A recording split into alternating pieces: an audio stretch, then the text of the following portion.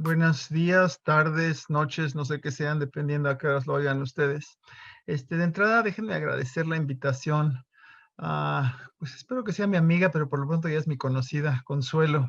Muchas gracias que a través de otra amiga tengo la oportunidad de estar hablando con ustedes en esta alianza iberoamericana para la familia o de la familia. Tres grandes palabras, ¿no? Alianza iberoamericana y familia.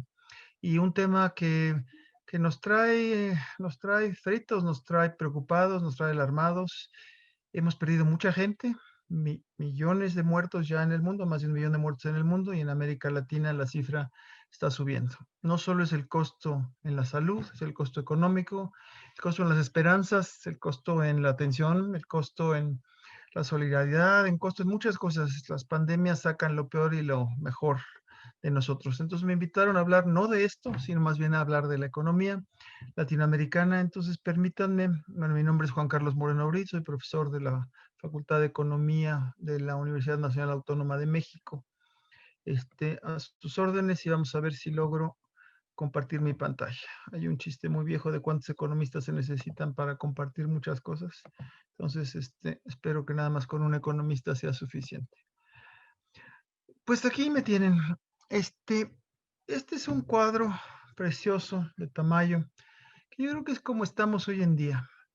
Puede ganar la luz, puede ganar la noche, puede ganar el sol. No sabemos, y es una lucha que, como dice ahí, estoy tomando una cita de un gran economista latinoamericano, de Raúl Prebisch, que dice que no enfrentamos nuevos problemas, sino viejos problemas que se han vuelto muy severos. Es la primera pandemia que nuestra generación nos toca de ese tamaño, pero no es la primera crisis que vivimos y no será la última tampoco.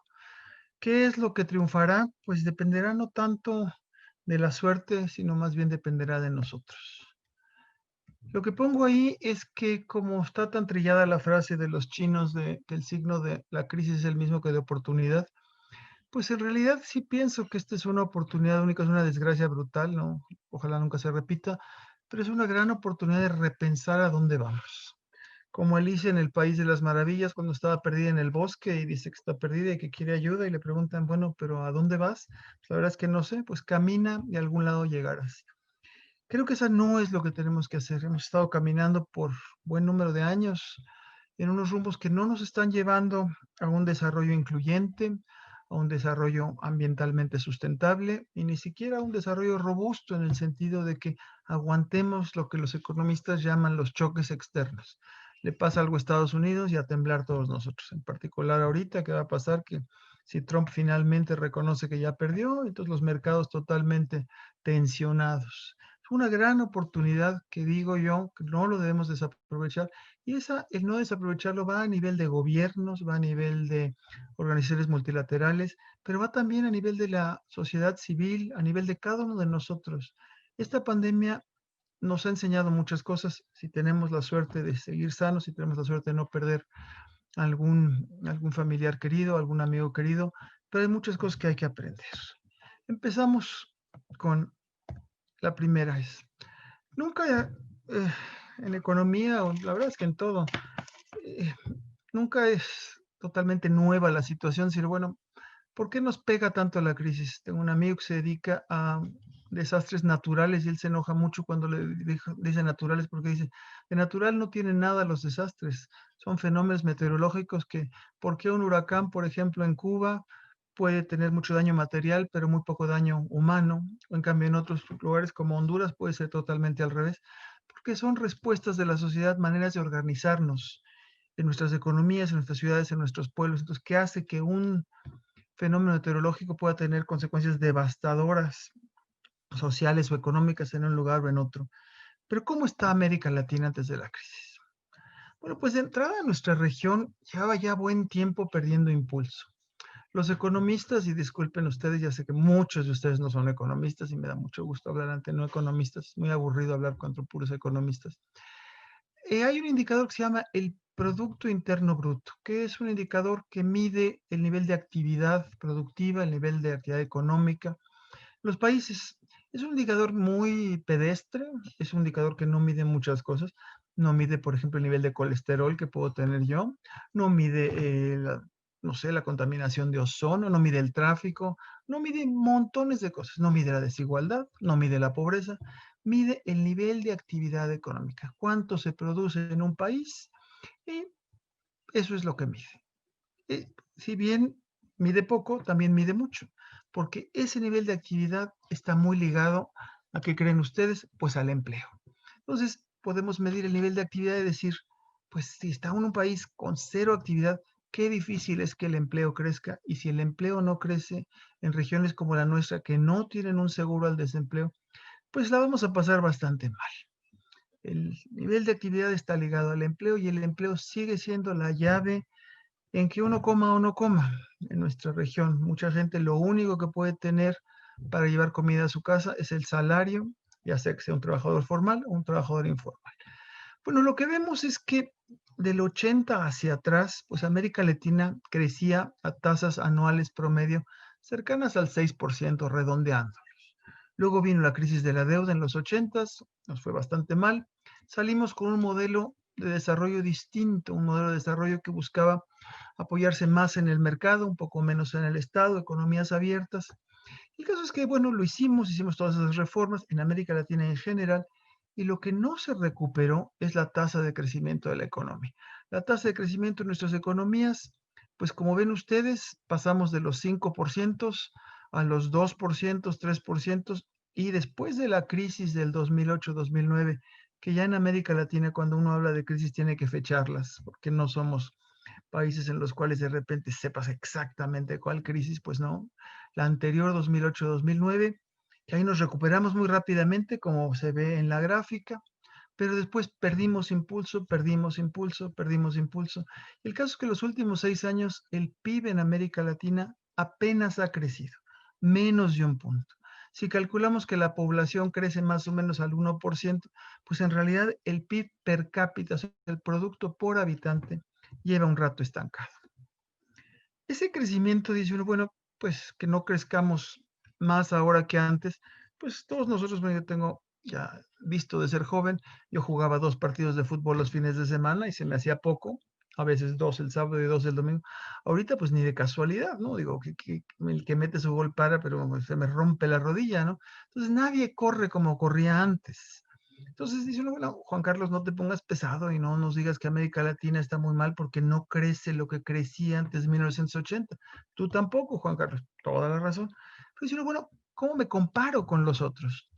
Y ahí tenemos el primer problema, que América Latina, su crecimiento ha sido tal que con respecto, digamos, a Estados Unidos, que es nuestro, pues, nuestro gigante en la región en términos de innovación, en términos de productividad, en términos de riqueza, uno esperaría que con todas estas reformas que hizo América Latina se vaya cerrando la brecha del PIB per cápita, o sea, el producto por habitante, o la productividad laboral por habitante también, con respecto a Estados Unidos. Estas líneas que ven ustedes ahí es una gráfica que va del 60 hasta el 2018-2019, y en el eje vertical hay porcentajes, el 6, el 8, el 10, etcétera. No llegamos al 100. El 100 sería el PIB per cápita de Estados Unidos. O sea, cada una de esas líneas, mientras más suba, quiere decir que la brecha con Estados Unidos se va cerrando. Mientras más baje, quiere decir que la brecha con Estados Unidos se va abriendo. Y pues, ¿qué tenemos con América Latina? Pues América Latina es esa línea ahí anaranjada, pues que así que cerrarse, bueno, pues el año que estuvimos más cerca del PIB de Estados Unidos, el per cápita fue más o menos fines de los 60, y de ahí en adelante, pues ha estado oscilando alrededor del 20%, mientras que otras regiones como Asia, las economías avanzadas, han ido acercándose a Estados Unidos.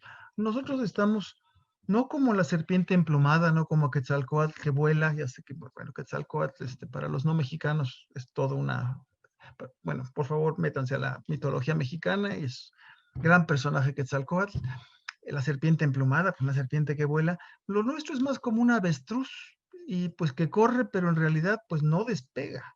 No logramos cerrar esa brecha. Llevamos años sin cerrar esa brecha. O sea, antes del COVID, ojo, antes del COVID, nuestra economía crecía poco, teníamos cada vez más lejos de Estados Unidos, y un detallito que es nada menor es la desigualdad. América Latina es la región más desigual del mundo. No es la más pobre, pero la más desigual. Ahí en una gráfica se muestra como si estuviera más o menos al nivel de África subsahariana. Hay un cociente que los economistas manejan mucho, el cociente de Gini. No entremos a la explicación. Mientras más alto, más desigual; mientras más bajo, más igualitario. Pero hay uno, el de en medio, la gráfica de en medio es mucho más fácil de entender. Es el cociente promedio de lo que gana la población, el 10% más rico, respecto al 10% más pobre. LAC es América Latina y el Caribe. Perdón, algunas gráficas están sacadas de fuentes en inglés, no me dio tiempo desafortunadamente, mea culpa, mea culpa, mea culpa, o namaste, como dirían los que hacen yoga. Pero ven en América Latina, esa línea azul dice que en promedio el 10% más rico gana 20 veces más que el 10% más pobre. En la OECD no es así. En la OECD es 10. Y en economías del nivel de desarrollo similar a América Latina es 12. O sea, nosotros en América Latina ser rico es ser muy rico relativo a los pobres. En América Latina hay niveles de riqueza que son comparables a la riqueza de los ingleses, a la riqueza de los suizos. Y hay niveles de pobreza que es comparable a los niveles más pobres de África, por ejemplo. El barón Humboldt, cuando vino, decimos que a México, pero México no era México, pero bueno, lo que era la Nueva España, la América Latina, en fin, no era la América Latina, en fin, decía que si algo le impresionaba era la belleza de los edificios, la majestuosidad de las calles, la elegancia de mujeres, el refinamiento de algunas clases, de algunos grupos, pero decía que lo que más le impresionaba era la desigualdad, que era un continente marcado por la desigualdad, y sigue siendo un continente marcado por la desigualdad. Y a eso sumémosle que tenemos tan poco respeto por la naturaleza, tan poco respeto por el medio ambiente, que se ha vuelto una cosa brutal. Es algo que vamos a estar pagando si no hacemos algo al respecto. Eso es no solo el oso polar que está allá muriéndose, que es terrible, pero nosotros, ahí hay unas estimaciones que solamente por el mero calentamiento, la reducción en el ingreso per cápita en algunos de nuestros países de la región, están ahí en todos, salvo Chile, que va a mejorar porque no tiene ese tipo de problema tan fuerte como nosotros, pero si no hacemos algo al respecto de eso, el ingreso per cápita para el 2100 va a ser 70% menor que hoy en día, como dicen los economistas, si no hacemos nada al respecto. De repente uno diría, bueno, pues más vale que hagamos algo, pero pasan los años y seguimos siendo la región del futuro. A menos que hagamos algo distinto, seguiremos siendo siempre. Varios retos importantes en estas pequeñas láminas, este pequeño número de láminas que llevamos. Tenemos que, cuando habla uno de desarrollo, el desarrollo va más allá de producir más cosas, es distribuirlas mejor, es crear libertades para la gente, libertades para que desarrollen todas sus capacidades. Ahí tendremos que pensar, y la crisis del COVID nos da, no es que nos dé chance, nos obliga, como dicen los gringos. No hay nada que concentre más la mente de un hombre y de una mujer que le digan que dentro de 15 minutos lo van a fusilar. Como que las prioridades rápidamente se centran, ¿no? Si uno es religioso, me imagino que reza. Si uno no es religioso, pues no sé qué uno hace, capaz que se vuelve uno religioso como Don Guido, decía en aquel poema. Hay que resolver estos 5 puntos, quizá hay más. Uno es cómo América Latina se inserta en la globalización. Vemos que China, por ejemplo, ahora está insertada de una forma tal que China es el país que más ha reducido el número de pobres, en el que más crece su empleo, en el que, por cierto, últimamente también tiene un compromiso ambiental muy importante.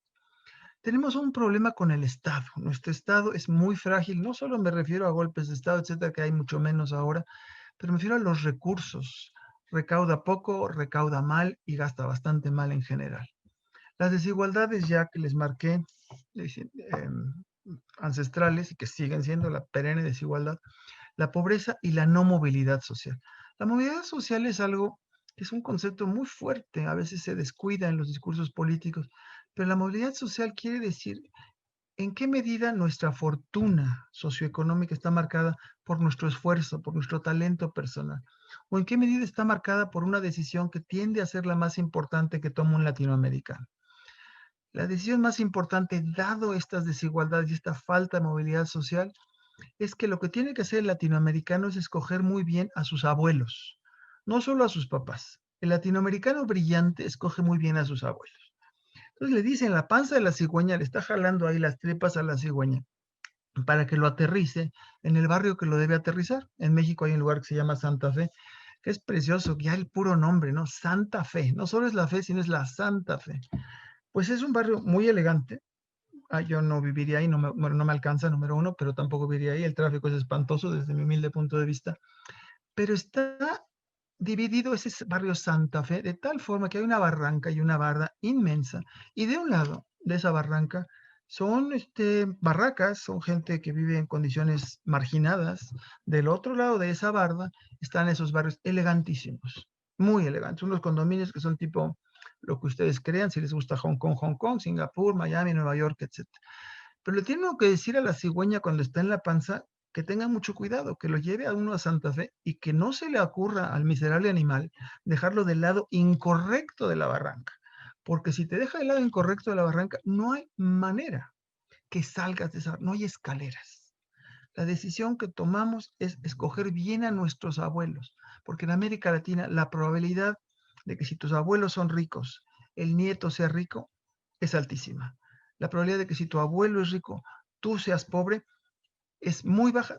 Ocurre, te puedes dedicar a las apuestas, a la borrachera, a las drogas, ocurre, sí ocurre. Hay de repente tragedias de ese estilo, pero así como no hay movilidad para abajo, tampoco hay para arriba. Los detalles esos del Benito Juárez, el pastorcito que llega a ser presidente, pues siguen siendo anécdotas, ¿no? Mitos en última instancia. Es muy difícil. Entonces es una ciudad muy desigual y que tiene este piso súper pegajoso. Si caíste abajo es muy difícil que subas. No quiere decir que no puedes, siempre hay, pero la probabilidad es muy baja. ¿Qué tipo de sociedad tenemos en América Latina que depende de dónde naces? Eso es una sociedad muy injusta, que el Estado no está funcionando, y el mercado tampoco, porque uno diría, bueno, es que es el mercado. Pues el mercado naranja, según donde naciste. Si fuera el puro mercado, tus talentos en una sociedad muy desigual, pero tu talento te va a sacar de la barraca y te va a sacar de la miseria porque tú eres muy talentoso. Son casos excepcionales, muy pocos porcentajes. E igual al revés, si eres una gente muy dispendiosa, con muy poco esfuerzo, pero naciste en una cuna de plata, es muy difícil que te salgas de esa cuna de plata. Lo ambiental y los recursos naturales, ya les decía yo, y los valores solidarios. La solidaridad, el bien público es algo que tenemos que rescatar. No es de que, ¿sabes qué? Pues si te molesta la pobreza, no voltees. Si te molesta la desigualdad, pues los pobres son pobres porque quieren. ¿Cuántas veces hemos oído eso? Que los pobres son pobres porque quieren, porque no trabajan lo suficiente. Y cuando uno ve el tiempo que dedican los pobres, nada más en llegar a un trabajo, son muchas más horas de lo que dedicamos algunos como su servidor, que ahorita se puede dar el lujo, un gran lujo que lo agradezco, de estar platicando con ustedes, con algunos que me están viendo en la pantalla, otros que me verán en el video, pero en fin, somos muy privilegiados algunos de nosotros. Eso lo tendremos que enfrentar. Y luego, como dicen, pues parió la puerca. Se resultó que ya éramos muchos animales en el granero y sape, nos pega el COVID-19.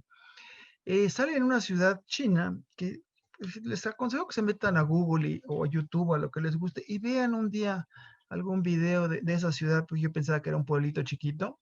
¿Y qué pueblito chiquito? Es una ciudad a todo trapo, es una ciudad impresionantemente moderna.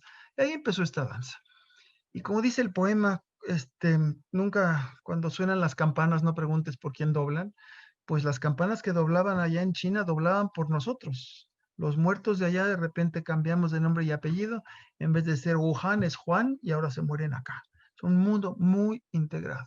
Llegó el COVID y ese COVID pega de unas maneras brutales, porque se vuelve una cosa que los economistas llamamos una crisis de oferta y una crisis de demanda. La crisis de demanda es cuando uno, supongamos uno tiene una panadería, está uno trabajando ahí muy bien y la gente no viene a comprar porque pues decidió que el pan tiene demasiada azúcar. Pues tenemos una crisis de demanda, nosotros estamos trabajando muy a gusto, nuestro polvorón, lo que sea que les guste a ustedes, la trenza, etcétera. Espero no decir ninguna palabra en alguno de los idiomas de Iberoamérica porque luego las palabras quieren decir cosas muy distintas en los distintos países, pero algún pan dulce, esa es una crisis de demanda. Pero la crisis de oferta es que yo me enferme, que yo no pueda ir a trabajar, que la gente llegue y toque a mi panadería y me diga, oiga, doctor Moreno, ¿qué pasó? Pues doctor Moreno está metido allá con un virus que no se sabe ni qué carambas es ese virus. Entonces, lo que pegó primero con el del COVID fue esa crisis de oferta, el famoso confinamiento, el quédate en casa. Entonces, no es que no hubiera gente que quisiera comprar, era que no se podía ir a trabajar. De hecho, en muchos lados se sigue sin poder ir a trabajar. Segundo punto, después ya viene la crisis de ingresos, porque mucha de la gente que no puede ir a trabajar no tiene un cheque que le llega, que es el caso de su servidor, a mí me llega el cheque y lo saco, ni siquiera lo saco, con puras transacciones electrónicas. Es un mundo muy desigual, no toda la gente se puede quedar en casa. Entonces tenemos ese otro punto. Y ahora, ¿qué va a pasar después de esta crisis también? Tenemos la otra crisis de hacia dónde vamos después.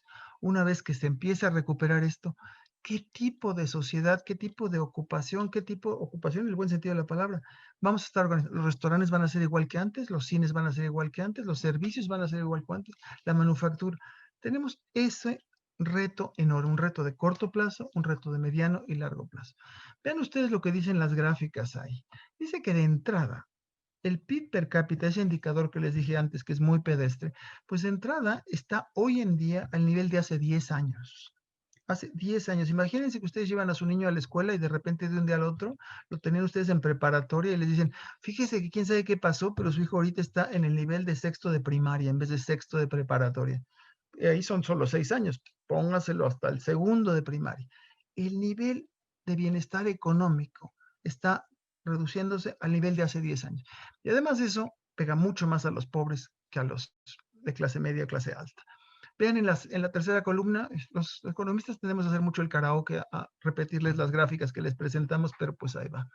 Vean lo que está proyectando la CEPAL. La CEPAL proyecta que en América Latina, en tan solo estos 12 meses, de hecho en 10, la incidencia de la pobreza, o sea, de cada 10 latinoamericanos, 3 eran pobres al principio del año, ahora van a ser 4 al final del año. Y la pobreza extrema de cada 100, 11 estaban en pobreza extrema, van a ser 15. Es una alza brutal, es un deterioro social enorme. Esas son cifras agregadas, es un porcentaje. En algunas regiones, el 80% de la gente caerá en pobreza. La desocupación sube, la tasa de desocupación, el desempleo se vuelve muy precario, brutal. Vean, además, por cierto, que bueno, habla uno de América Latina, pero pues como dicen, hay de todo, ¿no? Hasta en los tinacos hay niveles.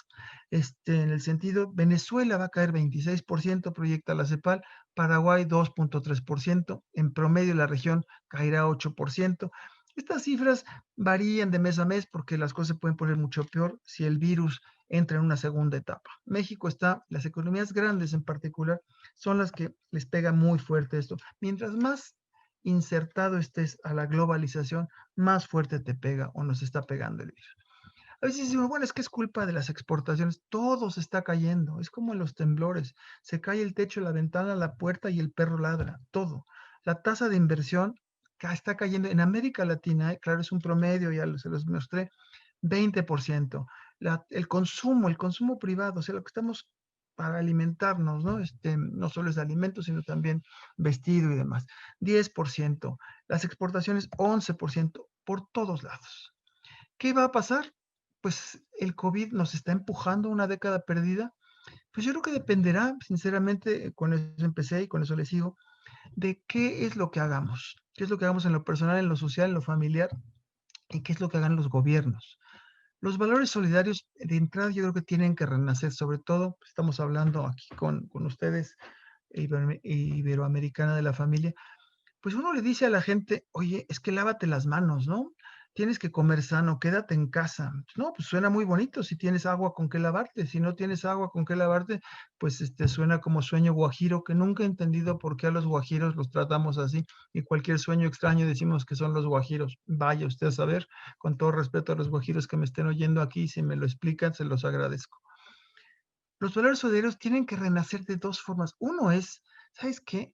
No podemos seguir viviendo así. No podemos seguir yendo en nuestro automóvil y volteando que está el que tiene las pelotitas ahí, que está haciendo malabares, el que está haciendo maromas, literalmente, el que te está vendiendo un trapo, o el que te está vendiendo pelotas, o cualquier otra cosa.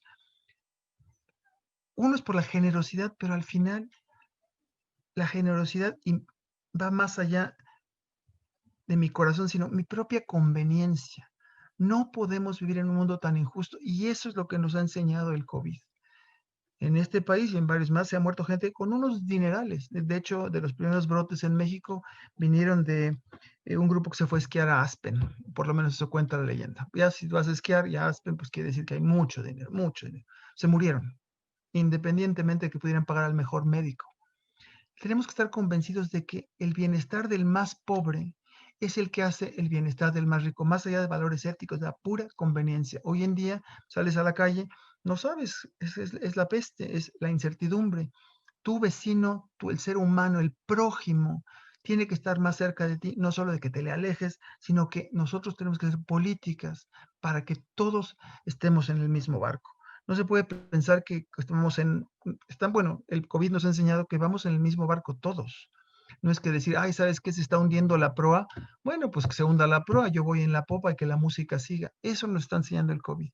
Lavarse las manos, sí, si hay agua. Comer sano, claro, si tienes dinero. Quedarte en casa si tienes quien te dé una pensión, que tenga un seguro.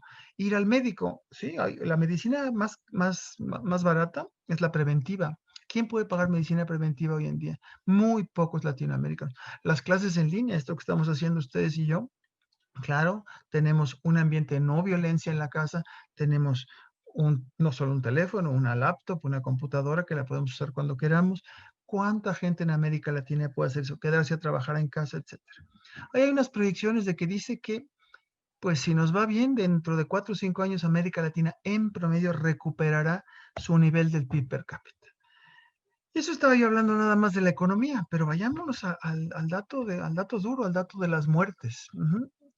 Aquí está les recomiendo esta página, hay dos páginas muy importantes, una es de Johns Hopkins University, otra es de una cosa que se llama el IHME, Institute of Health Metrics, y aquí estamos nosotros en el medallero de la muerte. América Latina ocupa de los 10 primeros lugares, ocupa como 5. Ahí estamos, yo me iría a la letalidad por cada 100,000 habitantes, o sea, la última columna. ¿Cuánta población tenemos y cuántos se mueren de COVID? San Marino, la verdad es que se mueren 42 y ya con eso es un porcentaje brutal porque hay bien poquita gente en San Marino, con todo el respeto a los de San Marino también. Pero de ahí pasamos a Perú. Bélgico es chiquita, pero tenemos Perú, luego Bolivia, luego Brasil, Andorra la quitamos por las mismas razones, Ecuador, Chile, España y México. Entonces, en los primeros lugares tenemos a 2 europeos, Bélgica y España, estoy quitando Andorra y el resto es Latinoamérica. ¿Por qué Latinoamérica está en ese medallero? Y sigue subiendo, ¿eh? Porque seguimos subiendo los muertes acá. Se habla mucho en Europa que qué escándalo porque está la segunda oleada. Bueno, pues en México, por ejemplo, no es que haya segunda oleada, es la misma oleada. Tenemos la misma oleada del principio, nada más se recrudeció ahora en este momento.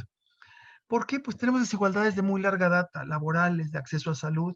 Mucha gente no tiene. En América Latina se vuelve esa decisión espantosa de qué te quieres morir de hambre o te quieres morir de COVID. ¿A qué te arriesgas? A quedarte en casa porque en general hay muy poco apoyo, no hay seguro al desempleo, no tenemos una red social, la famosa red de que, estoy hablando de la familia, que la familia es el colchón en el que nos vamos a rescatar todos, pues depende, porque depende si hay alguien que, uno, tenga los medios y dos, quiera, porque de repente la solidaridad puede estar muy tensionada de que, bueno, pues primero van mis hijos, primero va mi esposa, primero va mi madre, y luego va mi prima, o luego va mi primo, etcétera. No es nada fácil. El premio Nobel Amartya Sen decía que si hay un bien escaso, es la buena voluntad. La buena voluntad. La buena voluntad dura hasta que dura. Entonces uno tiene que tener organizaciones, mecanismos institucionales para que vaya más allá de la solidaridad personal, de la convicción de valores. Pero también hay que fortalecer esos. Uno tiene que trabajar con los hijos, trabajar con la familia, con todo el mundo, con la gente cercana a uno, para que seamos solidarios. Tomemos en cuenta que la gente que está mucho peor que nosotros no es por falta de esfuerzo, es porque nació en la cuna equivocada y en gobiernos o con gobiernos que desafortunadamente no atienden esas desigualdades desde el principio. Punto brutal es el de las mujeres. Las mujeres se ven afectadísimas con esta crisis. ¿Qué es lo que pasó con la crisis? Pues de entrada, con la crisis del COVID me refiero, pues de entrada que los niños no vayan a la escuela. Perfecto. ¿A dónde van los niños? Pues a la casa. ¿Hay guarderías en nuestra región? Poquísimas, o se cuestan mucho dinero. En general, estoy hablando en general, siempre hay excepciones, ¿no? Pero número uno, las mujeres, todo el mundo en casa, pero en particular los niños en casa. Y los adultos mayores, pues los adultos mayores son los más frágiles. ¿Quién atiende en América Latina a los niños y quién atiende a los adultos mayores? Con el machismo brutal que tenemos, pues son las mujeres. Son las mujeres. Y a la hora que empieza a desconfinarse la economía, que ya se puede volver a salir a trabajar, pues ¿quién va a salir a trabajar? la mujer o el hombre. Pues no, mujer, ¿quién va a cuidar a los niños? ¿Y quién va a cuidar a mi mamá? ¿Y quién va a cuidar al tío? Y que no sé qué. Entonces, el drama para las mujeres es brutal. Súmenle la violencia familiar, la violencia de género que asola a nuestra región en situaciones en las cuales ahora tenemos ministerios públicos que están cerrados por el confinamiento. ¿Qué va a pasar ahí al respecto? Brutal. Ahora, así como le pega muy distinto por género, por nivel de ingreso inicial, por inserción, también pega muy diferente en los sectores. Le ha pegado muy fuerte al turismo, a la industria cultural, le ha pegado muy poco a telecomunicaciones. Los que venden cubrebocas pues, se han hecho millonarios. Hay algunos sectores que les va muy bien y los que les va pésimo. Entonces, es una cosa muy difícil. Es como en las ruedas de la fortuna, pero que estén cambiando de a cada rato de distinto vagón. Entonces, no suben y bajan, pero hay unos que se están quedando un poco más allá. Es muy difícil, estamos en noviembre, los impactos no se pueden decir ya, decir, oh, es que claramente le va a pasar esto a tal persona, le va a pasar tal cosa. Lo que sí vemos, porque bueno, va a haber, se habla mucho del rebote, dice, no, es que va a ser una caída muy fuerte, pero va a repuntar en B, una B así, B de vaca, como decimos nosotros, o B, la otra B, B labiodental. Pues uno dice, pues sí, es que hasta los hipopótamos rebotan si se caen, ¿no? Pero de ahí a que vuelen, de ahí a que el hipopótamo se convierta en un faisán y vuele, pues no, tenemos economías con serios problemas de crecimiento que ya les había dicho, les mostré algunas gráficas. ¿Y ahora qué es lo que vemos? Bueno, pues que la tasa de desocupación ha subido a lo bestia. Están las gráficas, ahí son unas columnas verdes y azules que se ven ahí en la parte izquierda de la gráfica que, bueno, cayó 10% la tasa de ocupación y cayó la tasa de participación. La tasa de participación es que uno tenga edad de trabajar, quiera buscar trabajo o quiera tener trabajo. Vemos un fenómeno en la región, en el mundo en general, que es muy grave, que son los desanimados. Los desanimados son gente que no tiene trabajo y ni siquiera busca trabajo, pero no busca trabajo no por haragán, no busca trabajo porque qué necesidad de salir a la calle a perder el tiempo porque no hay trabajos. No es esa cosa como decía la señora Thatcher, pues trépate en tu bicicleta y ponte a buscar trabajo. No hay trabajos. La gente está tan deprimida. Además hay problemas de salud mental brutales. Y no digo de puro COVID, sino de todo esto. Ya si te pega el COVID o le pega a alguien cercano a ti, bueno, no te cuento, ¿no? Bueno, pues, en fin. Entonces vemos eso. Pero además, del lado derecho estamos hablando de los quintiles, o sea, de los más pobres a los más ricos. Entonces dice, pues hay que teletrabajar. Bueno, pues ¿quiénes teletrabajan? Pues el quintil más rico. ¿Quiénes han perdido más empleo? Pues el quintil más pobre. Entonces, esto le ha afectado, como dice la canción mexicana, que los de adelante corren mucho y los de atrás se quedarán. Eso está pegando brutalmente la desigualdad. En los jóvenes igual también. ¿A quiénes les pega más? Pues a los jóvenes. La tasa de participación en jóvenes, es decir, gente que ya está en edad de trabajar de 16 a 24 años, ahí ha caído esa tasa de participación más que en los adultos de 25 años y más adelante. La ocupación también ha caído más en los jóvenes que en los adultos y la desocupación igualmente pega más. Cuando uno ve eso, acuérdense que la juventud es el momento de la esperanza. Que de repente, estoy hablando incluso hasta de los privilegiados, los que están terminando su formación profesional o su formación de posgrado. ¿Qué futuro el que ya tienes tu papelito en la mano? No hay empleos. Ya no digas si ni siquiera tienes eso. Entonces hay una precarización del trabajo brutal. Te dicen, bueno, sí, te mantengo el empleo, pero menos horas. Te mantengo el empleo, pero no te mantengo el sueldo. O el ven mañana. Todo ese estilo de cosas es enorme. Uno dice, bueno, el COVID nos empuja a otra recesión. Pues dependerá de lo que hagamos. Dependerá si sí nos metemos a atacar los problemas de fondo, más allá de que si hay vacuna o no hay vacuna. Uno diría es que si mañana hay vacuna, ¿vamos a regresar a lo mismo de antes? Si regresamos a lo mismo de antes, pues así como nos cayó la piñata en esta ocasión, la siguiente vez va a volver a caer la piñata encima de nuestra cabeza. Esta es la primera pandemia que vivimos, pero no es la última. Ya lo habían pronosticado la gente que se dedica a epidemiología con el cambio climático, una cantidad de bichos que antes no estaban y ahora están, y con la desigualdad nos pega brutalmente. Entonces hay que enfrentar todo ese tipo de dramas que tenemos. ¿Qué necesitamos? Bueno, pues se necesita un plan de recuperación, no solo nacional, sino un plan mundial. ¿Qué tienen que hacer los gobiernos? Había un señor que se llamaba Keynes, que es el que pues, inventa la macroeconomía, y él descubre, por razón, y lo demuestra, que los momentos de las recesiones, o sea, cuando hay un golpe muy fuerte en la economía mundial y se cae el empleo, se cae el comercio, se cae todo en nuestra economía, el gobierno lo que tiene que hacer es gastar más. Tiene que, aunque sea pagarle a la gente para que haga hoyos en la calle y otra para que los tape, ojalá poniendo un árbol en medio, eso tiene que hacer el gobierno. Y lo que vemos en la región es que algunos de los gobiernos están necios en unas políticas de austeridad. Lo que hay que hacer es apretarse más el cinturón.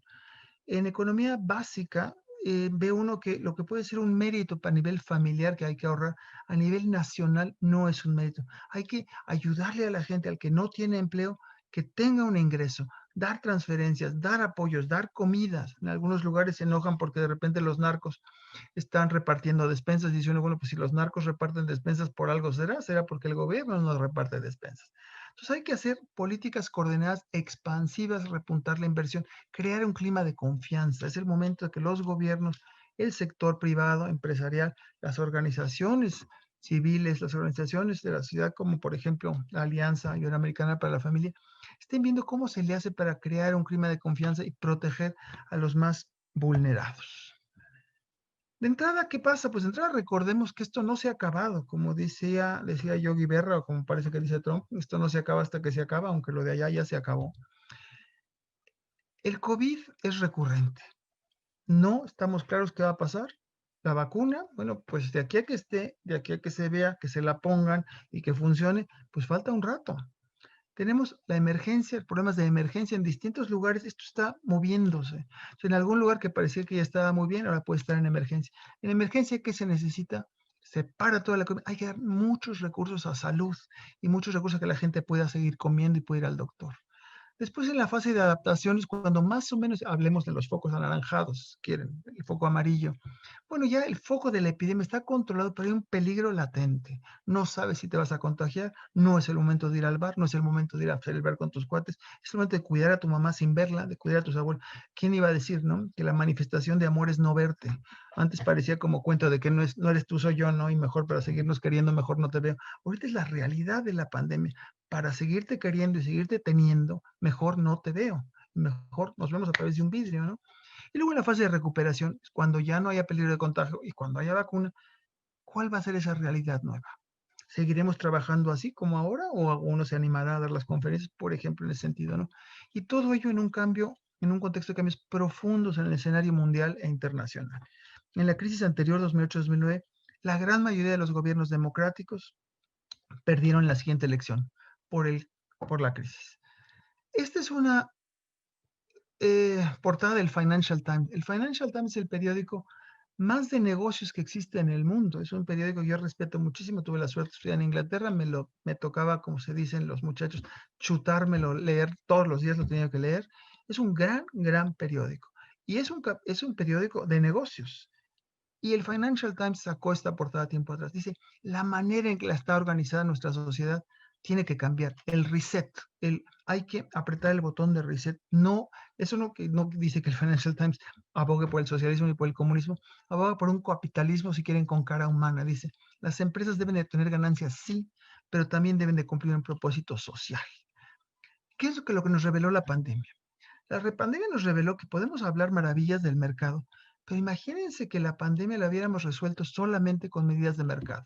Es decir, que el que tenga dinero pague el doctor y el que no tenga dinero, pues con la pena. No hay manera. Es una crisis tan grande. El manejo de recursos. ¿Quién va a comprar las vacunas? ¿Quién va a hacer el transporte distinto? ¿Quién decide que la gente se quede en casa? No, imagínense si fuera de mercado. Oigan, yo tengo dinero, pues yo quiero salir a correr al parque sin tapabocas porque yo tengo este dinero. No se puede. La pandemia nos reveló que como sociedad, el Estado, en coordinación con la sociedad civil, obviamente, tiene la responsabilidad de impulsar la agenda hacia dónde vamos, asignar recursos públicos, destinar los hospitales. En todos los países del mundo, los estados tomaron la decisión concertada de hospitales privados transformarlos a COVID. ¿Quién sabe si hubiera sido la pura decisión de mercado? Pues imagínense, lo hacemos a COVID, pero aceptamos si la gente tiene $50,000 para dar así, al chas, como se dice. Se recuperó otra noción muy importante, lo del público. Su servidor pertenece o tengo una membresía en un club privado que juego tenis. Privado en el sentido de que pago. Pues ese club privado no puedo ir. Tengo en cambio un parque público enfrente de mi casa que es una maravilla. Yo ya lo gozaba. pero ahora es lo único que gozo.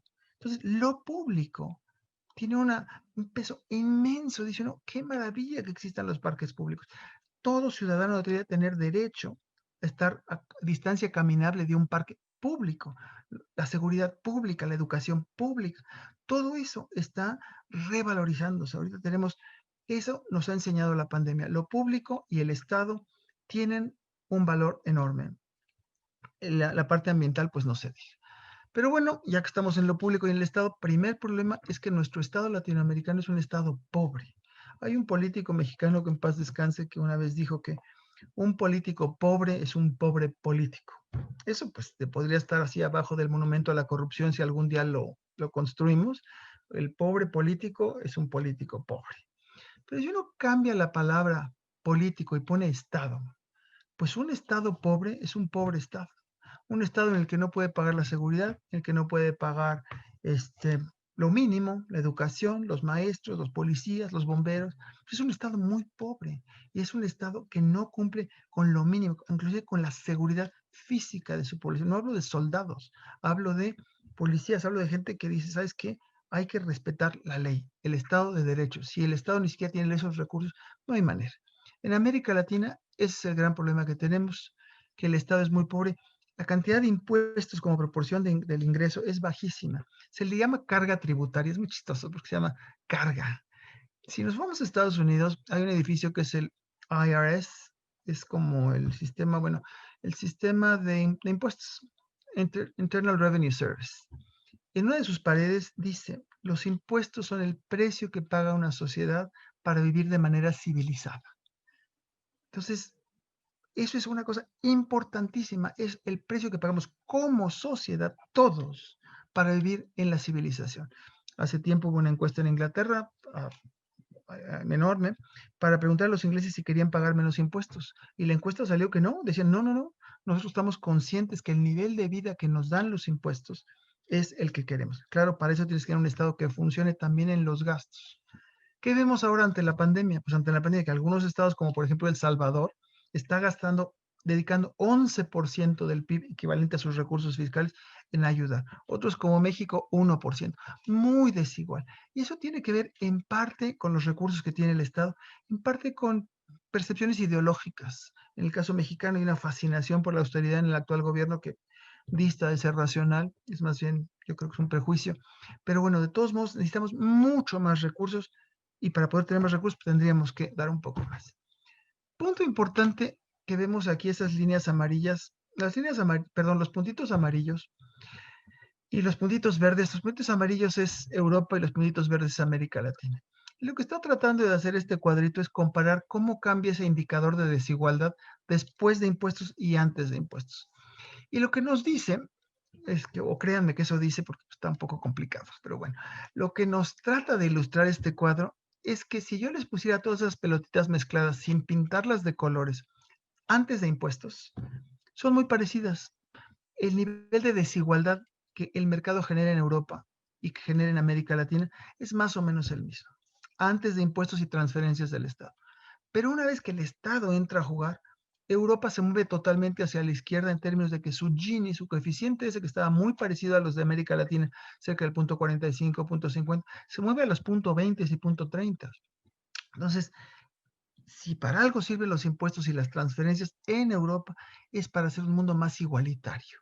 Pero eso es una decisión política, es una decisión de un pacto social que en América Latina no lo tenemos. En América Latina sacamos la guitarra y el guitarrón y hablamos de la pobreza y la desigualdad ahí anda, ¿no?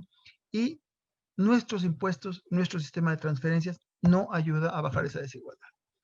La UNCTAD hace poco dijo, ojo, ojo, lo que se necesita ahora no es un repliegue hacia la austeridad, no decir, hoy ya gastamos mucho y es momento de ahorrar. Lo que necesitamos es una expansión fiscal sostenida y coordinada, dirigida por Estado en todo el mundo. Hace unos días, Jerome Powell, el que dirige la Reserva Federal de Estados Unidos, el banquero de Estados Unidos, dijo, la Fed, el Banco Central de Estados Unidos, puede hacer mucho, pero sola no puede. Se necesita que Hacienda gaste y que Hacienda haga una política de expansión fiscal. ¿Cómo va a ser la recuperación? Pues recetas no hay, pero pues parece que sí hay. La R de recetas, hay 3 Rs que habría que tener en mente en nuestra salida de esto. Uno es que la recuperación tiene que ser incluyente, tenemos que pensar en todos, no es que el que pueda nadar que nade nada, hay que enfatizar, y ojo, no hay que enfatizar solamente el PIB, sino y el empleo digno, ese empleo que tiene derecho a vacación, que tiene derecho a médico, que tiene derecho a un seguro, que tiene derecho a las prestaciones mínimas que hay, asociación sindical, en fin, todas las libertades que pone la OIT, por ejemplo, en sus convenios. La inversión pública tendrá que estar presente. La recuperación tiene que pensar no solo en que se recupere la bolsa de valores, es lo último, lo menos importante, que se recupere el empleo, que se recuperen los ingresos de la gente y sobre todo de la más pobre. Y ojo, hay gente que a lo mejor estaba muy bien y el COVID lo mandó a la pobreza, pero brutalmente. Gente de 50 y tantos años que era jefe de finanzas o jefe de administración en alguna empresa, la empresa cerró y le dijeron con la pena, aquí le firmas y ahí te ves. Otro, hay que regular lo que se llama el rentismo. Tenemos un sector empresarial que en algunos casos es muy, muy creativo y en otros casos no tanto. En otros casos se dedica a poner barreras a la competencia, el sector empresarial y el sector público. Tenemos que fomentar la competencia de manera que esté más hacia la innovación, más hacia el desarrollo tecnológico y menos a competir por bajos salarios. América Latina tiende a competir por bajos salarios, que eso ese es un verdadero desastre. Ahorita regreso a eso también. Y hay que regular el sector financiero. En muchos de los lugares, nuestro sector financiero gana dinerales, pero lo gana en comisiones. Te cobran comisiones por respirar prácticamente, pero no te prestan dinero. No prestan dinero para inversión nueva. Y la redistribución y la recuperación es un binomio. No se debe pensar en que primero vamos a crecer y luego repartir, o primero vamos a repartir y luego crecer. En América Latina hoy en día es como una nave. Piensen en esos galeones que tiene velas y que tiene remeros. En las economías, cuando uno agarra este símil, las velas es las exportaciones, el comercio internacional, los vientos de la competencia mundial que nos empujan. Hoy en día esos vientos, esas velas están totalmente apagadas, como Ifigenia en Áulide, esas velas están muertas. El impulso que da el mercado externo es prácticamente cero. Entonces, en un velero o en un galeón de esas cosas, pues si no hay velas, ¿qué es lo que hay? Pues hay remeros. Hay remeros que tienen unos bíceps como yo tengo los muslos, así, ¿no? Esos remeros, ¿quiénes son en las economías? Pues el mercado interno, somos los latinoamericanos, los mexicanos, la gran mayoría de la población. O sea, para poder remar, pues que hay que estar, pues hay que por lo menos hay que estar alimentado, ¿no? Entonces uno habla, recuperemos el mercado interno. Pues con qué ojos, si tenemos una población que es altamente pobre, altamente vulnerable, desnutrida, obesa, no estoy criticando en términos éticos ni en términos estéticos, estoy hablando de una condición de una enfermedad. Entonces, si queremos que América Latina crezca, la única manera es teniendo un mercado interno robusto. Ese mercado interno robusto quiere decir que hay que repartir mejor. Hay que tener una política redistributiva para que estos remeros no tengan los brazos delgaditos y tengan la potencia, es decir, un poder de compra importante para impulsar la economía. Hay que crecer y redistribuir a la vez. La CEPA lo ha dicho mucho, crecer, igualar para crecer, crecer para igualar. No se puede la ficción aquella de que, bueno, primero crecemos y luego a ver qué pasa. Había una caricatura muy buena en el New Yorker, creo que decía, es que esta idea de el derrame del crecimiento tiene dos fases. Ah, sí, ¿cuáles son? Mira, la primera es que crecemos y la segunda, no, pues la segunda es igualita a la primera, nada más crecemos y, pues, entonces, ¿cuándo repartimos? No, pues eso es otra danza, eso ya no se sabe si vamos a repartir o no. ¿Qué hay que hacer? Aumentar el gasto público, la inversión, se los voy a dejar pasar, se los dejo, pero hay proyecciones que dicen que si hiciéramos eso estaríamos mucho mejor todos, no hay manera de que unos estén mejor, todos tenemos que estar mejor. El medio ambiente tiene que estar en la preocupación central, estamos muy mal en eso y a veces se dice, es que se va a acabar el mundo. Pues no, el mundo no se va a acabar, los que van a acabar somos nosotros. El mundo, como vemos ahora en la pandemia, pues hay lugares en que los osos ya llegan a las casas, los cocodrilos se pasean en las piscinas, los patos llegan a las glorietas. En fin, el mundo, ese mundo, el mundo animal, los peces, los delfines, lo que ustedes gusten y manden, pues la verdad es que no nos necesitan, ¿eh? Los árboles tampoco. Entonces, ese mundo no es que se va a acabar el mundo, nosotros nos vamos a acabar en el mundo. Como hay una película que dice La vida sin mí, ¿cómo se ve la vida sin mí? Así es, nosotros tenemos que tomar en el centro, esto y qué bueno que ganó Biden, por cierto, tenemos que una transición energética, un cambio en la manera de transportarnos, todo eso tiene que estar en la mente. Greta, la famosa Greta, tiene que estar en el corazón de cuanto niño y niña latinoamericano exista. Esto no se puede solo, esto es una cosa muy técnica de los economistas. Necesitaríamos un plan Marshall. Un plan Marshall es un plan, olvidemos que es, bueno, se llama Marshall, pero en fin, es un plan mundial para recuperar la salud, recuperar en el sentido de crear una plataforma que nos permita ser sanos, sanos en términos generales, no solo físico, mental, económica, todo eso. Y eso pasa por una reforma tributaria. Necesitamos una reforma fiscal para recaudar más y mejor, gastar más y mejor, redistribuir más y mejor, invertir más y mejor en concertación con el sector privado. Em, ¿Qué es lo que, ya casi estoy terminando, perdón? Digo que hay esta crisis, una oportunidad única. No podemos volver a lo mismo. No da, el sistema viejo ya no da, no por viejo, sino por disfuncional. Urgen nuevas soluciones, urgen soluciones en serio. La crisis global exacerbará la pobreza y la desigualdad. La migración que tanto preocupa a algunos países europeos o a algunos dirigentes, desde mi punto de vista muy reaccionarios, pues si no hacen algo por los demás, pues la migración va a seguir llegando y topando las paredes, topando las fronteras, topando lo que sea, ¿no? Con una cantidad de muertos espantosa. La cantidad de muertos en el Mediterráneo son de miles, ¿no? Al mundo le urge ese estímulo por un acuerdo global. 3 palabras: robusto, robusto es decir, que se sostenga en el tiempo, incluyente, o sea, que ataque la desigualdad, y sustentable ambientalmente. Eso es una gran idea, pero lo malo es que ya se estuvo pensando tiempo atrás. Esta cita que está ahí viene de un memorándum del Programa de Naciones Unidas para el Medio Ambiente de marzo de 2009. Y la cita está calcada, está copiada, y se las leo. En un primer nivel, este acuerdo por el desarrollo robusto, incluyente y sustentable representa un deseo común para restaurar la salud al sistema financiero enfermo, a la economía en recesión, la pérdida de empleo. Hay que corregir la vulnerabilidad de los pobres, todavía más aguda en la crisis. Tenemos que salir, que sea atacando los dos riesgos ambientales, la escasez ecológica y la inestabilidad climática. Esto lo podíamos haber dicho, si les digo que lo dijo la ONU ayer, pues me lo creen, ¿no? Porque, bueno, uno, porque hablo de manera que se me cree en general, y otra es que pues, suena lógico, ¿no? Pero eso es de marzo de 2009. No podemos dejar pasar eso. Y cierro con un cuadro bellísimo de Tamayo y con 2 citas de Shakespeare, ¿no?